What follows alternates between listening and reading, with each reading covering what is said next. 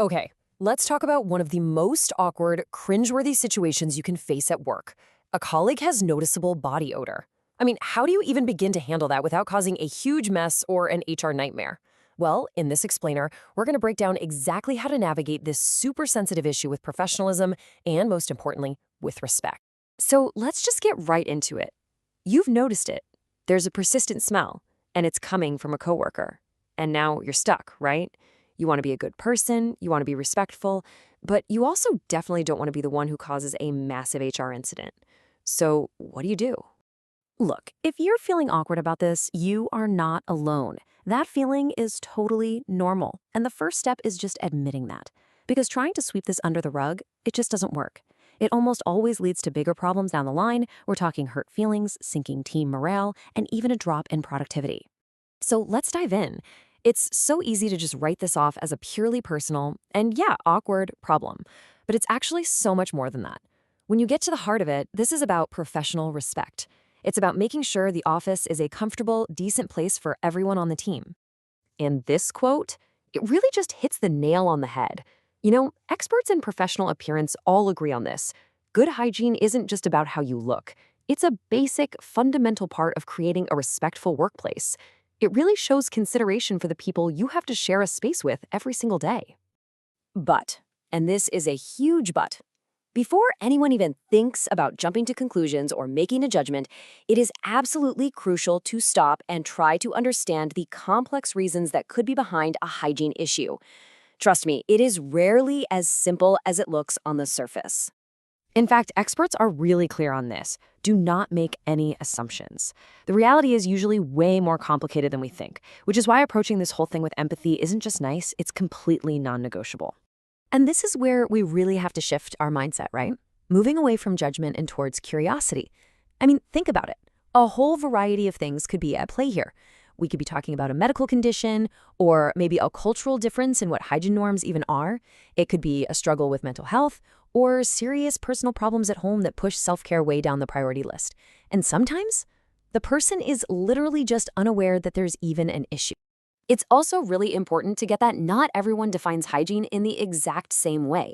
For instance, this perspective here really breaks it down into health-focused actions, like washing to get rid of dirt and maintaining your oral health. This really shows a key difference, right? There's basic health-focused hygiene, and then there's a whole other, higher standard of, cosmetic grooming. Okay, so you've confirmed there's a real, persistent issue, and you've thought about the possible reasons why. Now comes the hardest part. How do you actually have that conversation? Let's break down the best way to approach it. The key, and ADP puts it perfectly, is finding that balance. You have to be sensitive and tactful about the person's feelings, but you also have to be clear and direct about what the problem is and how it's affecting the workplace. The whole goal here is a respectful, productive chat, not an attack. Now, what's so great here is how this pulls together advice from a couple of sources into a really clear, step-by-step guide for managers. First, you prepare. You get your facts straight. Then, you meet in private. That's a must. You state the problem objectively, focusing on the impact, like, hey, I've noticed an odor that seems to be affecting people working nearby. Then, and this is so crucial, you just listen. You give them the space to explain their side. After that, you can move towards solutions, offering support and resources. And finally, you follow up. You acknowledge when things get better, or you check in to see if an accommodation is actually helping. So, moving beyond these one-on-one conversations, the workplace itself has a big role to play. This is where we need to look at the bigger picture, the policies and standards that can help manage these kinds of issues before they even start.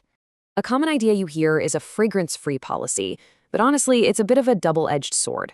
On the one hand, yeah, it shows the company is taking sensitivity seriously, but on the other hand, these policies can be incredibly hard to enforce.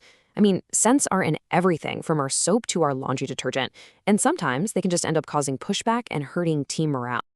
And this is such a great way to think about the core idea. I mean, the FDA has super strict hygiene rules for people in food service, and for obvious public health reasons, right? Now, an office doesn't need to be that strict, but the principle underneath it all is exactly the same. Your personal hygiene in a shared space is a shared responsibility. It's about preventing a negative impact on the people around you. So, if a fragrance-free policy isn't the right answer, or maybe there's a medical issue involved, there are plenty of other reasonable accommodations to think about. This can be anything from letting someone work from home more often, giving them a private office, installing some air purifiers, or even just allowing for more flexible breaks for personal care. When it comes right down to it, the best, most lasting solution isn't just about having a policy to react to problems. It's about proactively building a workplace culture that's founded on mutual respect and genuine understanding. What this really means is that our modern grooming standards have to be inclusive. Policies have to make room for diverse cultural backgrounds, different religious practices, and various gender identities, all while still keeping things professional. It's all about finding that balance. And that really leaves us with a final big question. This whole topic forces us to look past the policies on paper and ask ourselves, are we actually creating workplaces that are not only professional, but are also truly inclusive and empathetic? How does your workplace find that balance between having clear standards and having compassionate, personal understanding?